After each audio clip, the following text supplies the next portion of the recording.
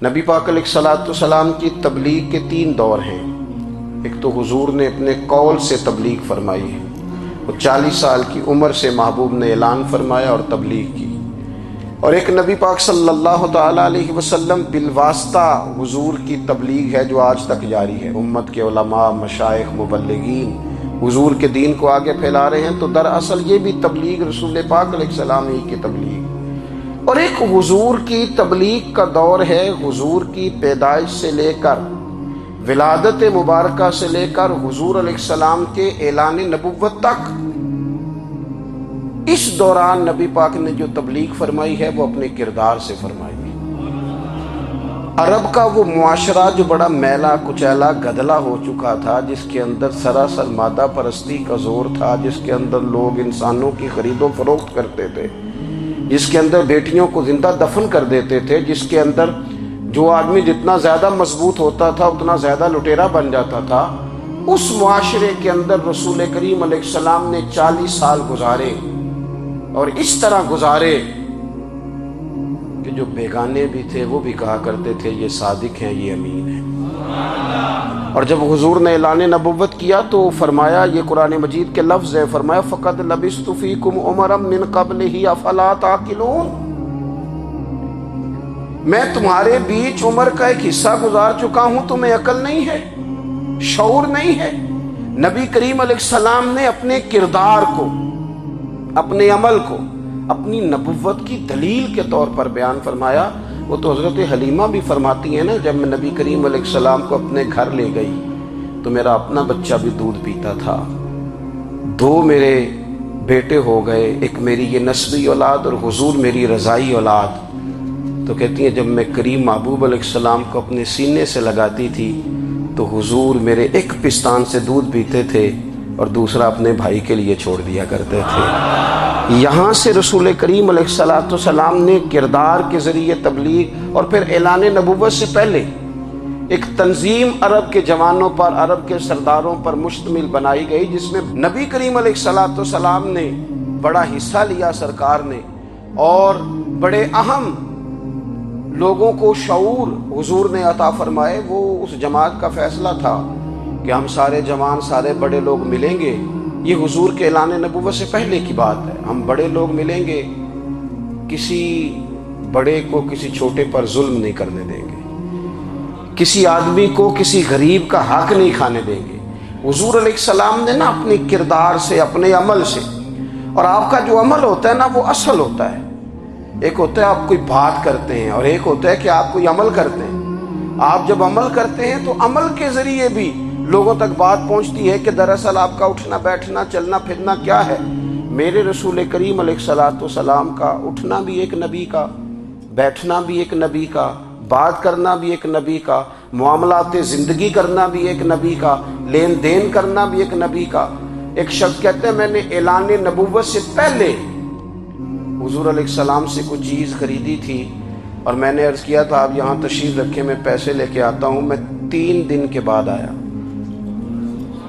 دیکھو یہ بات کرنی کتنی آسان ہے، بولنی کتنی آسان ہے، پر 3 دن یہاں میرے بھائی کو کسی شخص کو 2 گھنٹے انتظار کرنا پڑ جائے تو لوگ کہتے ہیں الانتظار اشد من القتل، یہ تو قتل سے زیادہ تکلیف والا معاملہ ہے منتظر رہنا کسی کا۔ کہتے 3 دن کے بعد میں آیا تو میرے رسول کریم وہیں تشریف فرمایا، بس اتنا فرمایا یار تم نے مجھے بڑی تکلیف میں ڈال دیا، 3 دن ہو گئے یہاں رکے ہوئے۔ تو حضور نے اپنے کردار کو، اپنے عمل کو، اپنے معاملات کو سب سے پہلے اپنی نبوت کی دلیل کے طور پر پیش کیا۔ کسی نے کیا خوب کہا تھا کہ جو تیری جان کے دشمن ہیں وہ بھی کہتے ہیں، وہ جو تیری جان کے دشمن ہیں، بظاہر تو آئے ہیں نا ہجرت کی رات جان لینے، لیکن امانتیں حضور کے گھر میں رکھی ہوئی ہیں، امانتیں کاشانہ نور پہ پڑی ہیں۔ وہ جو تیری جان کے دشمن ہیں وہ بھی کہتے ہیں کہ امین تو ہے اور صداقت کی آبرو تو ہے، امین بھی تو ہے، صداقت کی آبرو تو ہے۔ تو پہلے کردار، پھر دوسری بات، اللہ تعالیٰ نے اپنے محبوب علیہ السلام کو اپنا مطلق نائب بنا کر، اپنا محبوب اعظم بنا کر ویسے ہی سارے انسانوں کے بارے میں کہا وَإِذْ قَالَ رَبُّكَ لِلْمَلَائِكَةِ إِنِّي جَاعِلٌ فِي الْأَرْضِ خلیفہ، میں زمین میں اپنا نائب بنانے والا ہوں۔ لیکن حضور علیہ السلام تو محبوب ہے نا، حضور کی نیابت تو محبوبیت کے درجے پر فائز ہے، تو رسول پاک کو رب کریم نے اس طرح کا بنا کے بھیجا کہ حضرت عبداللہ ابن رواحہ رضی اللہ تعالیٰ عنہ بیان فرماتے ہیں کہ اگر حضور کوئی معجزہ نہ بھی دکھاتے، نبی کریم علیہ السلام سے کوئی اعجاز لوگ نہ بھی دیکھتے، تو محبوب کا تو چہرہ ہی اس طرح کا تھا، لوگوں نے دیکھتے جانا تھا اور کلمہ پڑھتے جانا تھا۔ لیکن باوجود اس کے میرے رسول پاک کا اعجاز یہ ہے، کمال یہ ہے کہ حضور کبھی اشارہ کر دیں تو چاند 2 ٹکڑے ہو جائے، کبھی دعا مانگ دیں تو ڈوبا ہوا سورج واپس آ جائے، کبھی محبوب گزرنے لگے تو پتھر آپ پر سلام پڑے، کبھی حضور پہاڑ پر چڑھ جائیں تو پہاڑ وجد میں آ کر جھومنے لگے، محبوب کا کبھی نماز پڑھاتے ارادہ بن جائے تو اللہ تعالیٰ قبلے کا رخ ہی تبدیل فرما دے۔ کیا خوبصورت سوچ ہے اور کیا نظریہ دیتے ہیں بریلی کے امام، فرماتے ہیں اجابت کا جوڑا عنایت کا صحرا، دلہن بن کے نکلی دعائے محمد، اور اجابت نے جھک کر گلے سے لگایا بڑی ناز سے جب دعائے محمد، دیکھو خدا کی رضا چاہتے ہیں تو عالم خدا چاہتا ہے رضائے محمد صلی اللہ تعالی علیہ وسلم۔ اور ایک مقام پہ فرماتے ہیں نائب دست قدرت پہ لاکھوں سلام، نائب دست قدرت پہ لاکھوں سلام۔ تو اللہ تعالیٰ نے نبی پاک صلی اللہ تعالی علیہ وسلم کو جو اعجاز۔ پھر ایک اور بات، حضور امی ہے، دنیا میں آ کر محبوب نے کسی سے پڑھا ہی نہیں، میرے محبوب نے جتنا پڑھا ہے رب کریم سے ہی پڑھا ہے۔ الرحمن علم القرآن خلق الانسان، رحمان نے قرآن سکھایا پھر انسان بنایا۔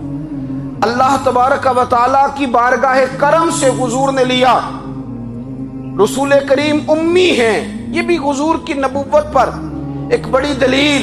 دیکھو ایک ہوتا ہے کوئی آدمی بچپن سے ہی کسی چیز سے شغف رکھے اور جب اس کی عمر بڑی ہو جائے تو کہتے ہیں اس کا تجربہ بڑا ہو گیا ہے، یہ پہلے کوئی شعر کہتا تھا، کوئی ادبی جملہ کہتا تھا، تو اب اس کی یہ کام کرتے کرتے عمر بڑی ہو گئی ہے تو رسوخ حاصل ہو گیا۔ 40 سال کی عمر مبارک تک نبی کریم نے ایک شعر بھی نہیں کہا۔ حضور علیہ الصلوۃ والسلام نے کبھی کوئی ایسی بات، ویسے تو حضور کی ہر بات حکمت والی، لیکن جس کو عرب کے لوگ اپنے لہجے میں شاعری یا اپنے لہجے میں ادب کہتے تھے وہ حضور نے بیان نہیں فرمایا۔ لیکن جب 40 سال کی عمر میں اعلان نبوت کیا تو پھر بڑے بڑے فصیح و بلیغ، بڑے بڑے سیانے طفیل بن عمر کہتے ہیں کہ اس شخص کو بھی میں نے دیکھا جسے بڑا ناز تھا اپنی فصاحت اور بلاغت پر، اور جب وہ حضور کے پاس آیا اور اس نے آ کے کچھ باتیں کی تو محبوب خاموشی سے سنتے رہے، اور جب وہ چپ کر گیا تو میرے کریم نے صرف سورہ فاتحہ پڑھی۔ کبھی اٹھتا تھا، کبھی بیٹھتا تھا، کبھی غور کرتا تھا، کبھی دائیں جاتا تھا، کبھی بائیں جاتا تھا، پھر کہنے لگا بتاؤ نا کلام کس کا ہے؟ فرمایا اس رب کا، اس رب کا، اس رب کا جس کا میں رسول بن کے آیا ہوں۔ نبی کریم صلی اللہ تعالی علیہ وسلم امی ہیں، لیکن حضور نے کائنات کے رازوں سے پردے ہٹا دیے، نبی کریم نے جینے کے سلیقے بتا دیے، حضور نے ہر شخص کو اس کے مقصد حیات سے آگاہ کر دیا۔ نبی کریم علیہ السلام نے وہ فلسفہ حیات بیان کیا کہ لوگوں کو صرف جینے میں ہی مزہ نہیں آیا، مرنے میں بھی مزہ آنے لگا۔ لوگ آگے بڑھ بڑھ کے جانیں پیش کرنے لگے، اپنی اولادیں قربان کر، جو فلسفیوں سے کھل نہ سکا اور نکتہ وروں سے حل نہ ہوا، وہ راز ایک طیبہ والے نے بتلا دیا چند اشاروں میں۔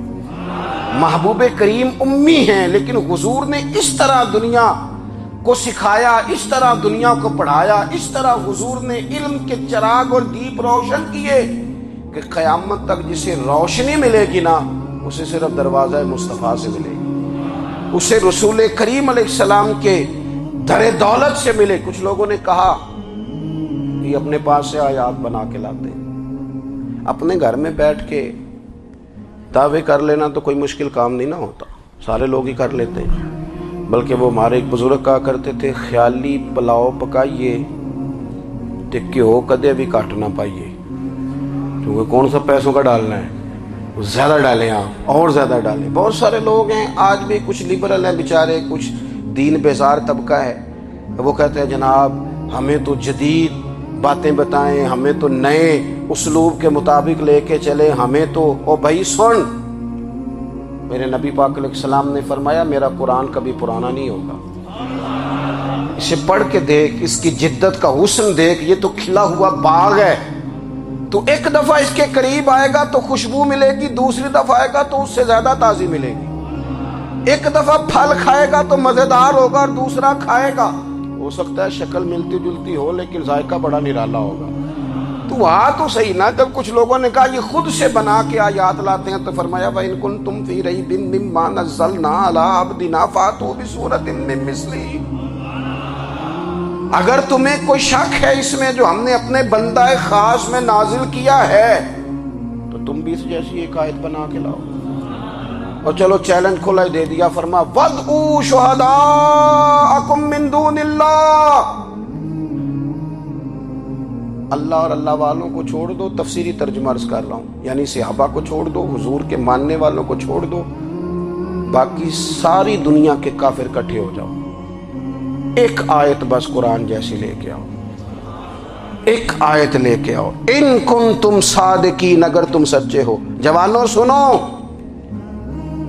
کہا ایک آیت، اور یہ چیلنج آج تک قرآن مجید کا موجود ہے، آج تک وَإِن كُنتُمْ فِي رَيْبٍ مِّمَّا نَزَّلْنَا عَلَىٰ عَبْدِنَا فَأْتُوا بِسُورَةٍ مِّن مِّثْلِهِ، تم قرآن کے مقابلے کی ایک سورت لے کے آؤ اور سارے حمایتی اکٹھے کر لو اپنے، ان کنتم صادقین، اگر تم سچے ہو۔ جواب تو ادھر سے آنا تھا نا، لیکن کائنات کے رب نے جواب بھی خود دیا، فرمایا فَإِن لَّمْ تَفْعَلُوا وَلَن تَفْعَلُوا، اگر تم نہ لا سکے، اور فرمایا تم لا سکتے بھی نہیں، اگر تم نہ لا سکے اور تم لا سکتے بھی، نہ خنجر اٹھے گا نہ تلوار تم سے، یہ بازو میرے آزمائے ہوئے ہیں، وَلَن تَفْعَلُوا، تم لا بھی نہیں سکتے، فَاتَّقُوا النَّارَ الَّتِي وَقُودُهَا النَّاسُ وَالْحِجَارَةُ، پھر اس آگ سے ڈر جاؤ جس کا ایندھن آدمی اور پتھر ہے، اعدت للکافرین، بنائی کافروں کے لیے، بنائی مومنوں کے لیے تو رب نے جنت بنائی ہے، اعدت للکافرین، یہ دوزخ اللہ نے کن کے لیے بنائی ہے؟ اعدت للکافرین کہتا ہے کافر کے لیے بنایا۔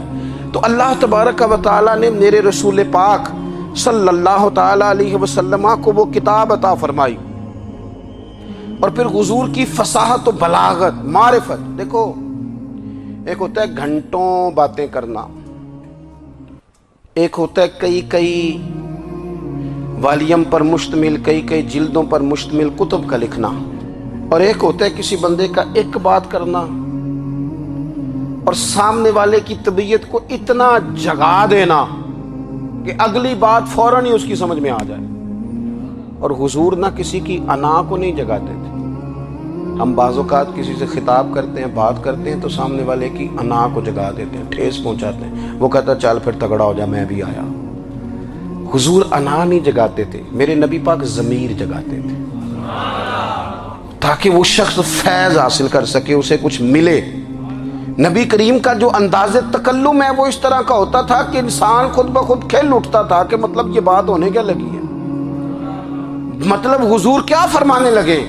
نبی کریم صلی اللہ تعالی علیہ وسلم ایک دن محبوب کریم نے صحابہ کے یہ حضور کی فصاحت و بلاغت دیکھے، فرمایا محبوب نے کتنا نادان ہے وہ شخص جو اپنے ماں باپ کو گالی دے۔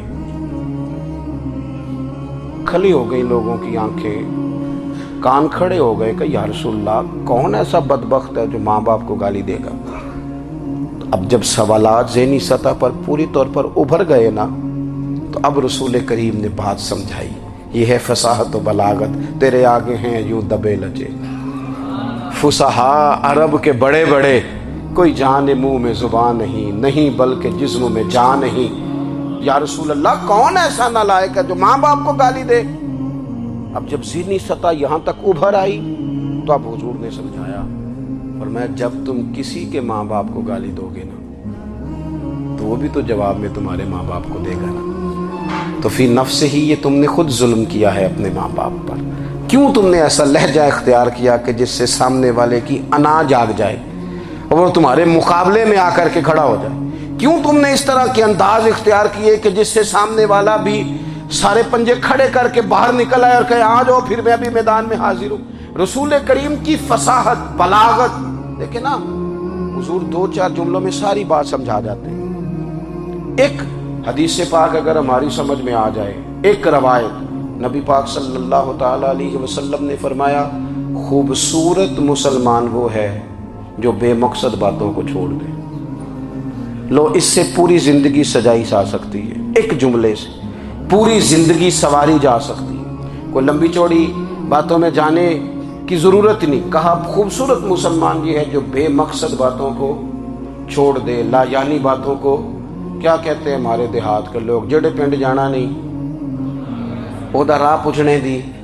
لیکن آج کل لوگ باز آندے یعنی جس بات کا بالکل تعلق نہیں نا وہ بات بھی کرتے جاتے ہیں، جس کا شعبہ ہی نہیں وہ بھی چھلانگ لگا کے اس میں آ جاتا ہے۔ ہم اپنا وقت ضائع کرتے ہیں، اپنی صلاحیتیں ضائع کرتے ہیں، اپنا نقصان کرتے ہیں۔ ہم اپنا کام صحیح کر کے نہیں کرتے اور دوسری ساری دنیا کو ٹھیک کرنا چاہتے ہیں۔ او بھائی، آپ جس جگہ جس شعبے سے تعلق رکھتے ہیں آپ اپنے معاملات میں مضبوطی پیدا کریں۔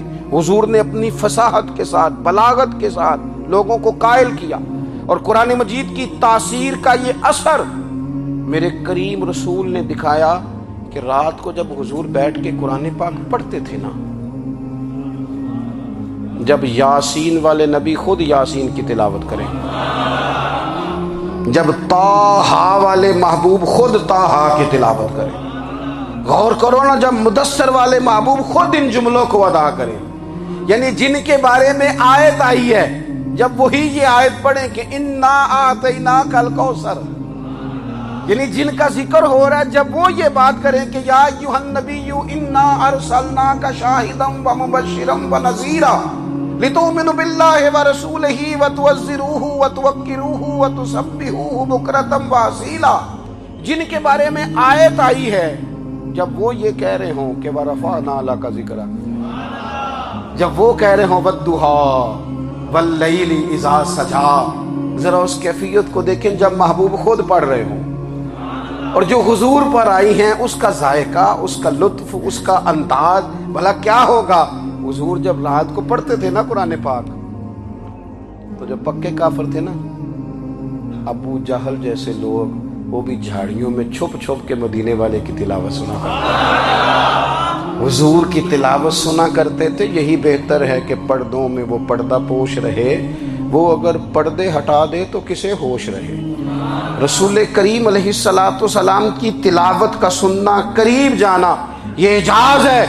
حضرت فاروق اعظم کہتے ہیں میں طبیعت کا بڑا ڈاڈا تھا، مزاج کا بڑا سخت تھا، زندگی ہمیشہ ڈٹ کر گزاری، باتوں پر کھڑا رہنا آتا تھا، پر جب میری بہن نے مجھے چند آیتیں سنائی نا تو میں تڑپ ہی گیا۔ گھروں آیا سا مار مقامنے نو، ہن مینو مار دے لے چلو، اوے متے عمر دی عمر برباد ہو جائے، جتھے عمر سوار دے لے چلو۔ یہ اعجاز ہے رسول کریم صلی اللہ تعالی علیہ وسلم پر نازل ہونے والی کتاب کا۔ پھر حضور نے خبریں دی، نبی پاک نے خبریں دی، حضور نے فرمایا روم فتح ہوگا، وہ ہوا۔ نبی کریم علیہ السلام نے فرمایا شام فتح ہوگا، تو شام فتح ہوا۔ فرمایا ایران فتح ہوگا، تو ایران فتح ہوا۔ سراقہ بن مالک کہتے ہیں ایک گاؤں پر بھی مسلمانوں کی حکومت نہیں تھی، ایک گاؤں پر۔ حضور مکہ مکرمہ سے نکل رہے تھے، مدینہ طیبہ تشریف لے جا رہے تھے، ابھی راستے میں تھے، میں 100 سرخ اونٹوں کے لالچ میں معاذ اللہ حضور کو گرفتار کرنے پہنچ گیا۔ محبوب نے حکم دیا، حضور کا معجزہ میں نے آنکھوں سے دیکھا، میرا گھوڑا زمین میں دھستا چلا گیا، میں نے معافی مانگی، حضور نے معاف کر دیا۔ میں نے سمجھا اچانک ہو گیا ہے، یہ منوانا بھی بڑا مشکل کام ہے۔ شجر و حجر پہچان گئے، انسان کی نظروں میں شاکی رہا۔ یہ کچھ ایسے لوگ ہیں جن کو منوانا توبہ توبہ، ماننے کو تیار نہیں، دیکھ دیکھ کے بھی ماننے کو تیار ہے نہیں، ماننے کو تیار ہی نہیں۔ کہتے ہیں کہ میں نے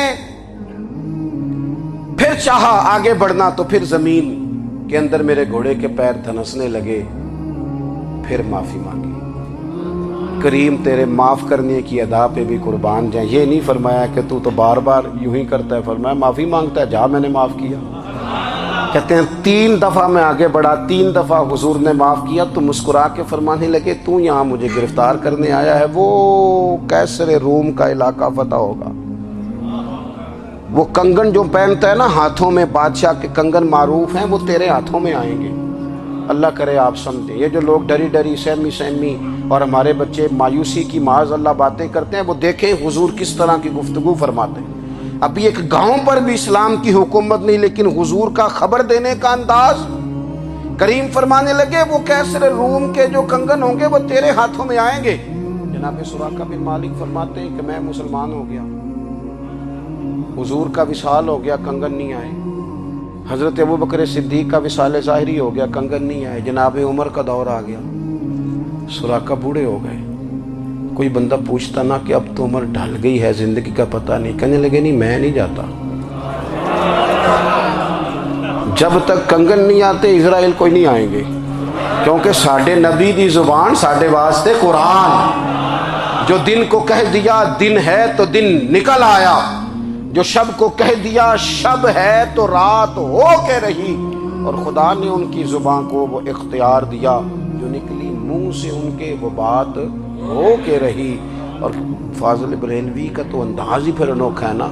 वो तो कहते हैं वो जुबान जिसको सब कुन की कुंजी कहे, जिसको सब कुन की कुंजी कहे, उसकी नाफिज हुकूमत पे लाखों सलाम।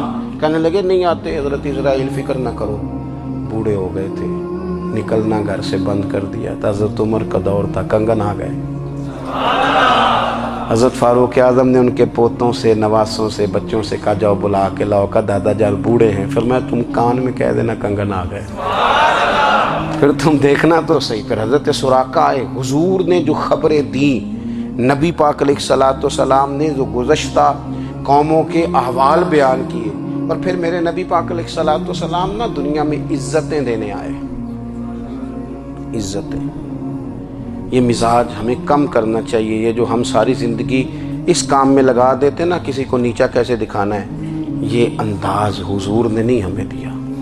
आप देखो हुजूर तशरीफ़ लाए तो हमें पता चला कि हज़रत यूसुफ जैसा सोना कोई नहीं। हुजूर तशरीफ़ लाए तो हमें पता चला कि हज़रत दाऊद जैसी खूबसूरत आवाज़ किसी की नहीं। हुजूर तशरीफ़ लाए तो हमें पता चला कि जनाब ईसा अलैहिस्सलाम का फ़क्र इख्तियारी किस तरह का था। महबूब तशरीफ़ लाए तो हमें पता चला कि हज़रत मूसा का जलाल किस तरह का था। ये तो हुजूर आए तो नबी पाक अलैहिस्सलाम ने उसकी भी अज़मत बयान की, उसकी भी शान बयान की। हुजूर ने बताया कि अबू बकर सिद्दीक की शान क्या है, फारूक आज़म का मर्तबा क्या है, उस्मान गनी की हया क्या है, मौला अली की शुजाअत क्या है, अहले बैत नबूवत की अज़मत क्या है। हुजूर आए इज्जतें देने। माँ को इज्जत दी मदीने वाले रसूल। कहा जिसका बाप राजी हो गया उसका रब राजी हो गया। फरमाया जो 2 बेटियां, 3 बेटियां, 4 बेटी बहनें या 1 बेटी या बहन ब्याह के आ गया ना, इस तरह मेरी 2 उंगलियां जुड़ी हुई हैं, मेरे साथ जुड़ के जन्नत में जाए। रसूल करीम सल्लल्लाहु अलैहि वसल्लम ने इज्जत दी, इज्जत दी। हुजूर इज्जतें देने, कोई एजाज नहीं। अनपढ़ बंदा है, सादा है, गरीब है, मजदूरी करता है, हाथों पे छाले, या रसूल अल्लाह इसका भी कोई एजाज है? कुर्बान जाए, मेरे करीम ने इज्जत दी। फरमाया मेहनत करके रोजी कमाने वाला तो अल्लाह का दोस्त है। ये ईंटें उठाने वाला, ये मुशक्कतें करने वाला, ये सुबह दिहाड़ी पे जाने वाला, ये बेचारा जो अचार से रोटी खाता है, तूने हर शख्स की किस्मत में ये इज्जत लिखी और आखिरी खुतबे की सूरत में वसीयत लिखी।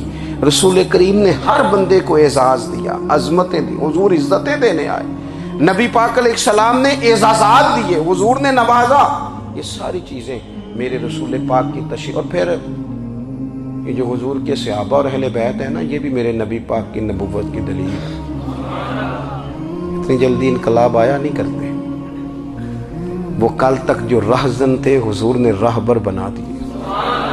वो लोग जो कल तक एक दूसरे के गले काट के खाते थे, एक दूसरे को मारते थे, तकलीफ पहुंचाते थे, बरादरीज़म पे लड़ते थे, हुजूर ने भाई भाई बना दिए। एक प्लेट में खाना खाने लगे सैयदना बिलाल हबशी, सुहैब रूमी, सलमान फारसी, हुजूर ने यूं करके मिला दिया। नबी करीम अलैहिस्सलाम ने तकसीमें ख़त्म कर दी दुनिया।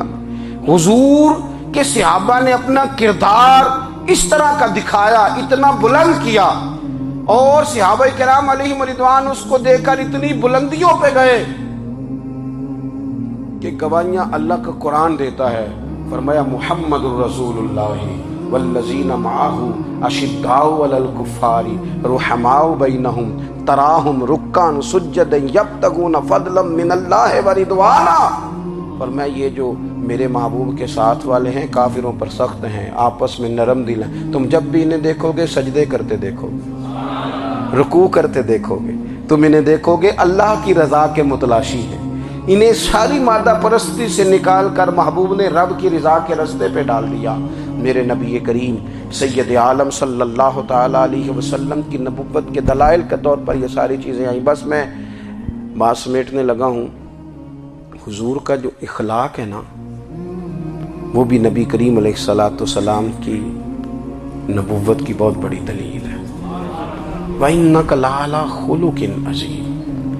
महबूब हमने आपको ना खुल्क़े अज़ीम का मालिक बनाया है। कुछ लोग समझते हैं सिर्फ आपका बोलने का अंदाज ठीक हो तो आप बाइखलाक है। नहीं भाई, बोलने का अंदाज ठीक होना बाइखलाक नहीं, सच बोलना इखलाक की अलामत है।